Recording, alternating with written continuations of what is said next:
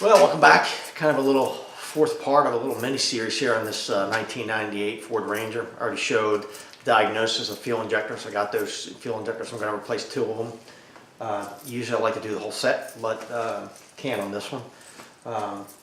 So I'm going to do the number 2, number 3 cylinder. I'm just going to go through that real quick, and then I'm going to show you some scan data when we're done and it's running, and we'll see how it behaves on the scanner and what the fuel trims look like, and that should confirm the fix. Okay, so I wasn't sure, and normally like an injector like this or a bad injector, I prefer to do all of them, all 6 of them. This person just couldn't do that. They just couldn't do all 6 right now, so I'm going to definitely replace number 2, which was dead, it was open. Number 3, which is about twice, the ohms are about twice what they should have been and what I would expect. So there's 2 8mm bolts tucked in here. You can get to them with a, quarter-inch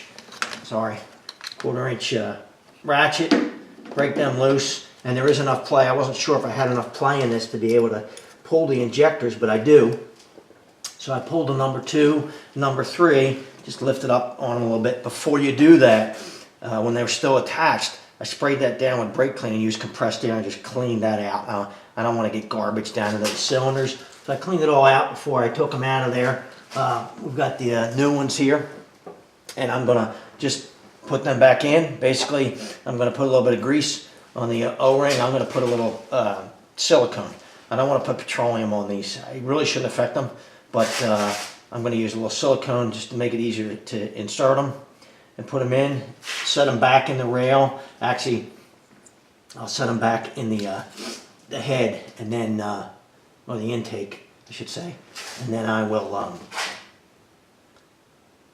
push the rail down on them, close everything up, put the 2 8mm bolts, put the stuff back in place, and then we'll see how it behaves.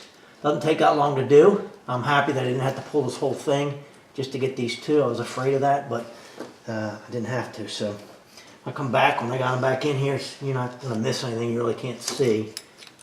It's tough. You will get a little bit of fuel out of this rail, so make sure you release the pressure and you don't have any pressure in the line, so it doesn't spray all over the place on you. I did that earlier as well. Just going down and looking there, make sure everything's clean.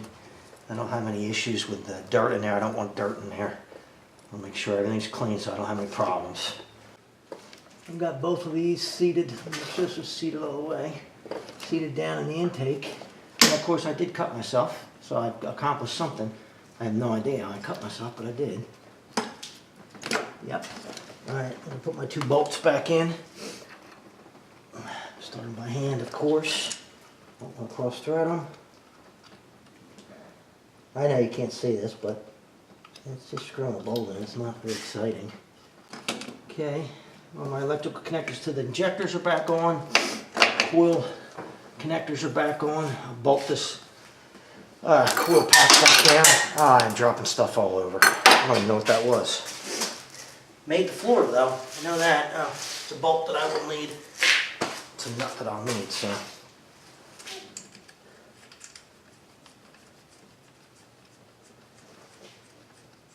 I'm gonna get ready to start this thing up and see. It should be a whole lot better. We're gonna have to look at the fuel trims on it.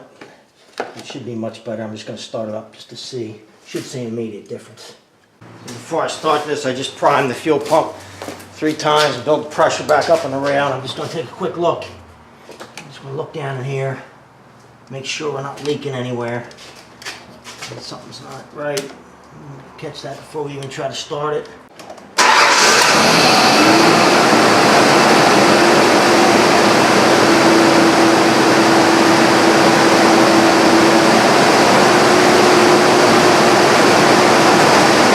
That's a whole lot better. No shake. Much better. So hopefully you can see that. I had a little bit of a shake right there. I started up. That's just the pressure in the rail and purging the fuel rail out of some air in it. But smoothed right out. I'm going to hook this up to the scanner and look at the fuel trims on it. But honestly, it's 100% better than it was. So we're just looking at our long-term, short-term fuel trim. It's really the short-term that I care about right now. And you can see before bank 1 was really, really high. And now they're both in there about where they should be. Long-term fuel trim looks much better on both banks. Short-term looks much better on bank 1 now that I'm getting fuel. It's not in closed loop, so the car's still cold. It's warming up. But it looks definitely better, and it looks like that was definitely the right fix. Let me get my temperature too. It's going to be a pretty cold engine. 109, so it's not warmed up yet. I'm not in closed loop or anything, but fuel trims look really, really good. Much better than they did before. Much better. I still think I have a dead downstream O2 sensor on the second bank. We'll have to look at that afterwards and deal with that, but it's running so much better, idling so much better.